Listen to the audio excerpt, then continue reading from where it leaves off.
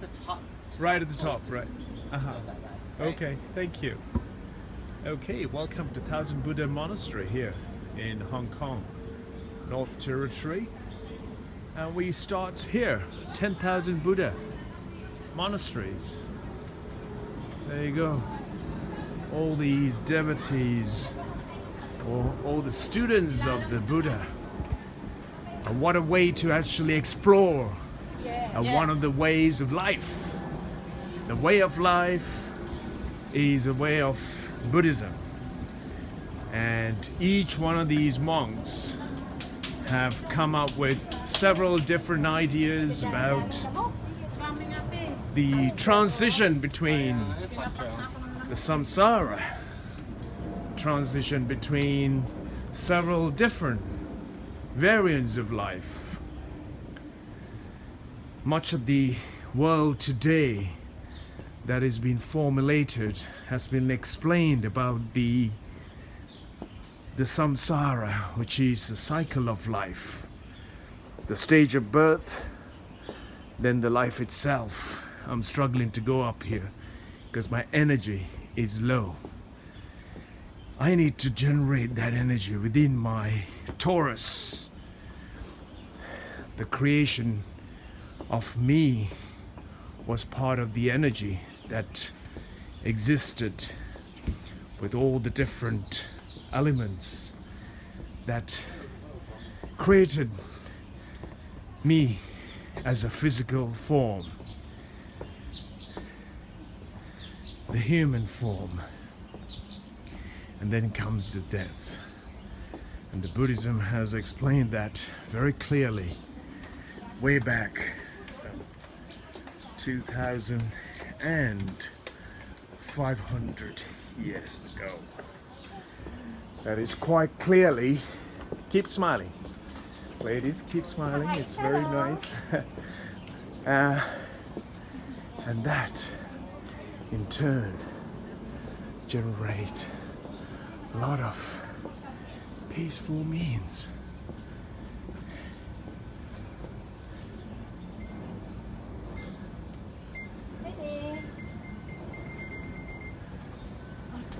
Let's keep going up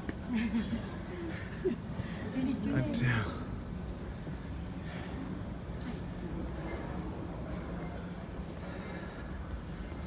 Thousand Buddha Temple is a way of making yourself feel part of life. And that part of life has to be what you create. If I don't step by step go up, I would not climb this little hill. If I look at the hill and stay paused and say to all the mighty, oh, I wanted to go up, you will never go up until you make your own.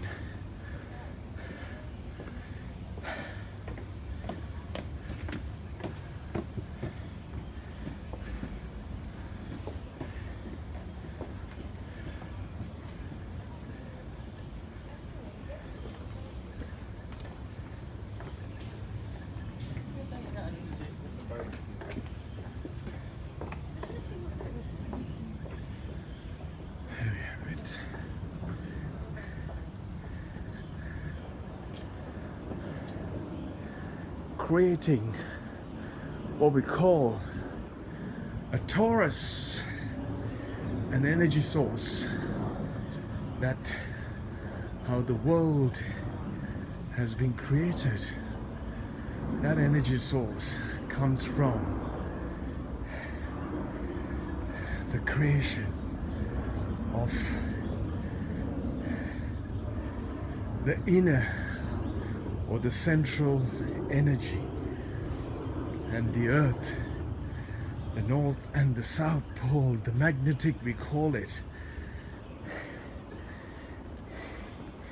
is formulating that torus all the energy source that we need is here on this earth. A lot of us truly do not want to explore an infinite amount of energy within ourselves and just rely on other and totally dependent on other, and in doing so loses the self-identity, and then by losing that self-identity one would later on call themselves to be depressed. Look at this monk, how in the world over time he knows his center of energy, where it is, right in the stomach, right in his core of his body. And that's exactly what you want to achieve in all things that you do. Much of the time, this is exactly the monk you want to be. A fabulous, funky looking monk that gives a true emphasis on the aspirations and energy of life and the energies of several different ways of life. And if you keep smiling instead of frown, you might receive that energy within you. If you don't smile, you're definitely going to receive what you call a face of a fugu. That's called a puffer fish. When you smile, that fugu face will disappear. When you don't smile, you end up like a puffer fish. A puffer fish is something, you call it in Japan, a fugu, an ugly little looking fish. These monks have generated a lot of energy through the torus of the energy that retains on the planet. And that torus that we need to understand quite clearly is within ourselves, and we need to discover it each moment in our lives. Much said. It is fabulously incredible how the Buddhists have relate the daily structures of our known elements of living in these statues that it translates just that, clearly showing the true realities of life. No fictitious illusions like all the other religions tend to protect themselves and lose their identity and fall fool to a lot of the illusions that we have humanly created. A lot of the religions have lost the identity itself, apart from the reality of life.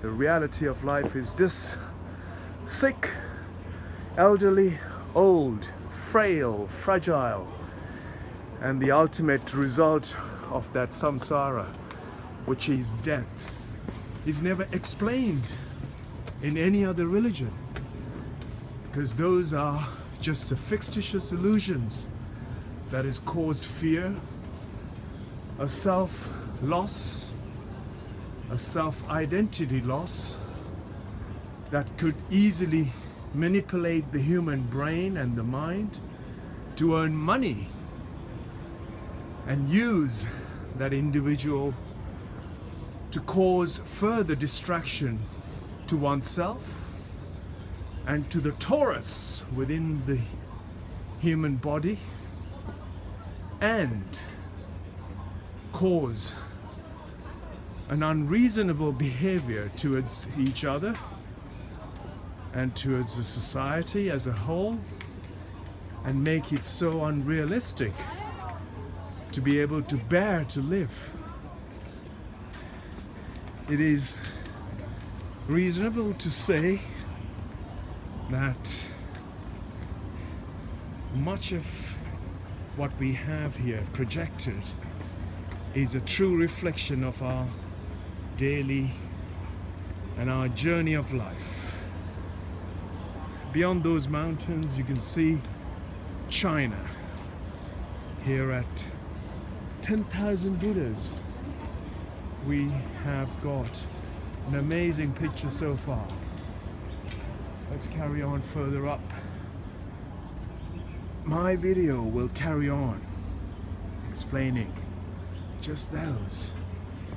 Here's quite a spectacular of Buddhist sculptures and Buddhist way of life explained in a statue and a structure form.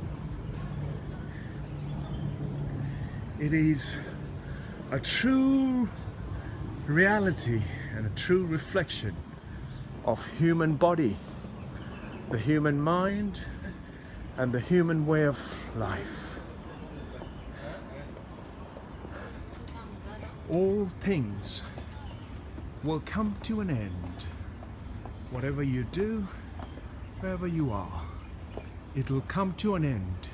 A temporary and an impermanence of life is what's explained here with these statues, with these projected identities of different types of statues and different ways of expressing